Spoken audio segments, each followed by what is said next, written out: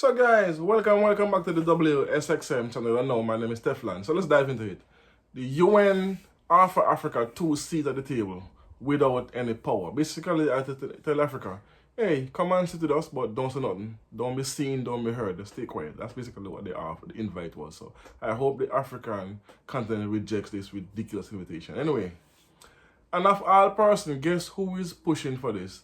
The US of A. But listen to what the ambassador said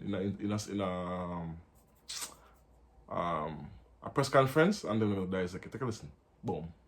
It's why 2 years ago, President Biden announced that the United States supports expanding the Security Council to provide permanent representation for countries from Africa, as well as Latin America and the Caribbean, that in addition to the countries we long supported for permanent seats, India, Japan, and Germany. In addition to non-permanent memberships for African countries, the United States supports creating 2 permanent seats for Africa on the Council. It's what our African partners seek, and we believe this is what is just. So there you have it. She's saying that Africa and the United States have a long-standing relationship. In which world? Africa has been colonized, robbed, cheated by the Americans. They have destabilized Africa. They have sent puppet presidents there. They have stolen our resources, slave trade, all that. And then you're going to talk about friendship. Anyway, anytime you see the Americans back anything or step up to do anything in the world, is always an ulterior motive. Every single time. There was never a point in history where the Americans say, okay, you know what?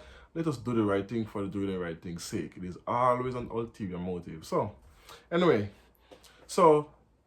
perfect example. We see what's going on in the country that shall not be named, and they are invading another country currently. The Americans have nothing to say about it. This came up, they have articles came up in the UN Security Council to deal with it. America vetoed it. Then now the same America gonna turn around and basically lecture Russia for using the veto power for they trying to get involved into the Russia-Ukraine conflict. But the other conflict, which is country that shall not be named because they will not name them, the videos will get taken down. Anyway, you know the country I'm talking about. There was 2 countries over there that's fighting currently. Well, the one is invading the other. So listen to what she said in the same press briefing to show you the hypocrisy and the blatant lies these people just tell. Listen, take a listen. Boom. You have a country, a permanent member of the Security Council, who has broken every single tenet of the charter by invading a neighbor, actually compromising the sovereignty of that country and the borders of that country. And that country sits on the Security Council with a veto. So there you have it. She's saying it's good for us, but it's not good for you. This is how they operate. They don't know nothing. And what is the purpose of a veto in the UN Security Council? If every time somebody bring an article or bring something up, they use a veto and then that's tabled, that cannot be passed. Why? That's not the purpose of the UN Security Council, which was originated in 1945, was to make sure that there is no more major wars. That's why you have the UK. I'll put up this graphic. Look at there. That's the UK. So you see, the UK, France, in a specific order. UK, US, France, China, Russia. Those are the permanent members who have, each one of them has a veto power. And then they have the temporary members, which basically makes no sense for them to be there, because no matter what they do or say, any country, any permanent member can discard whatever they said by just using their veto. So how you want Africa to come join you? We don't have no veto power. We have to sit there and take what they say to us? No, that makes no sense. And I hope the African continent rejects this. And I don't see why they are fighting for this, because the African Union itself is in shambles. And it's corrupted. The European Union is a very corrupt place.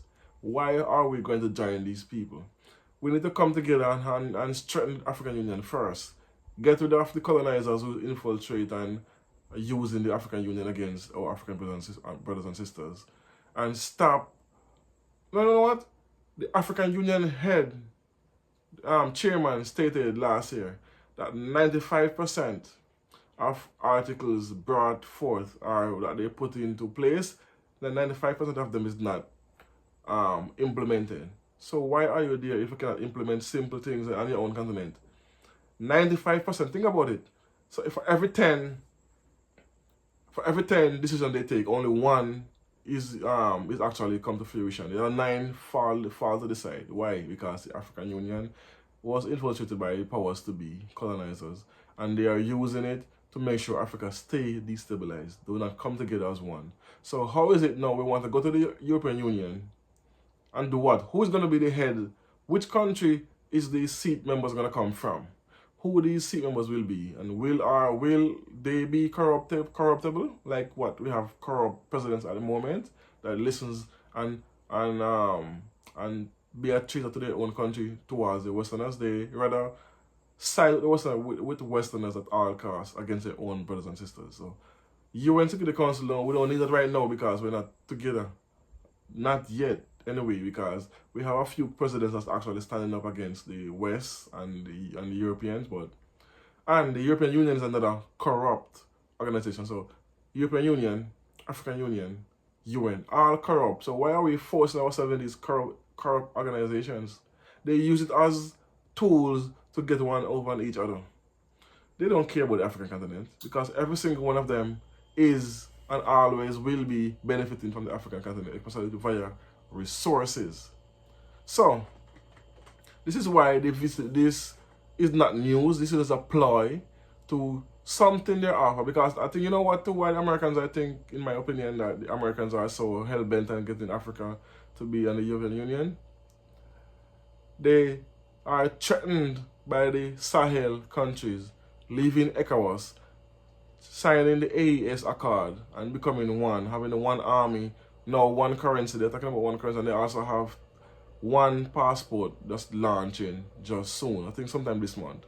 So they are afraid for this to expand. So you want to use this now to get them on the UN Security Council to manipulate whoever they get in that seats to benefit them. That's all they want, to continue to destabilize the country to get what they want, because African presidents are now telling Western countries and the European leaders no more resources, raw material are going to leave our country. Some of them like Zimbabwe, Uganda, now Senegal, Burkina Faso, Mali, Niger,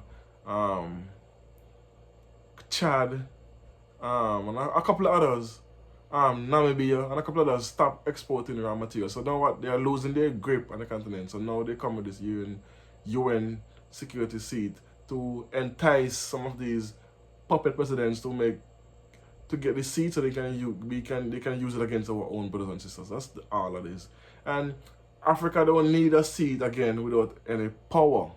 Makes no sense. That's ridiculous.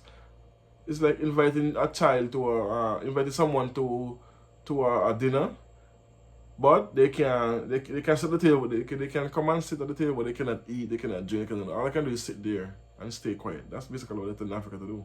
So anyway, let me know what you think about this ridiculous plan for and this offer from the powers to be about the African continent and their UN seat, which they can keep. Anyway.